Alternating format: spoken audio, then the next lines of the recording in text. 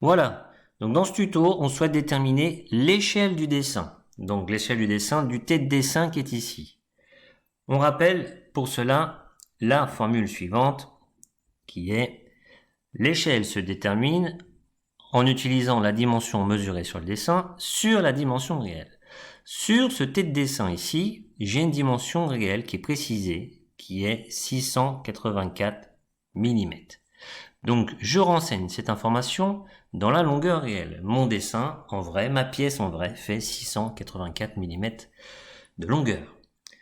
Ensuite, il me manque une autre information pour pouvoir calculer mon échelle, la longueur dessinée, c'est-à-dire mesurée sur le dessin. Et bien tout simplement, comment je réalise? Je prends mon réglet, ma règle, et je mesure cette distance.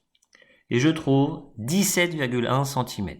Sur ma règle, vous voyez 17,1, ce qui correspond à 171 mm. Il est très important d'homogénéiser les unités, sinon on n'y arrivera pas. Donc je mets ce rapport, donc étant donné que j'ai ma longueur dessinée et ma longueur réelle, dimension mesurée sur le dessin au numérateur, donc c'est 171, je complète donc mon opération, 171 sur 684. L'objectif maintenant, c'est de réduire au maximum cette fraction. Donc 171 sur 684, je sais qu'il y a un numérateur commun qui est en fait 171. Voilà, donc on voit au numérateur, j'ai combien de fois 171? Bah une fois, donc j'écris 171 fois 1. Et en fait 684 c'est 171 fois 4.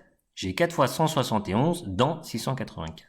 À partir du moment où entre le numérateur en haut et le dénominateur en bas, j'ai 2 fois le même nombre, je peux simplifier, je peux les barrer. Il me reste donc, fin de l'opération, 1 sur 4, ce qui correspond à une échelle de 1 quart. Une échelle de 1 quart, on est sur une réduction, c'est-à-dire qu'on a réduit 4 fois le t par rapport au t réel. Voilà, à vous de jouer.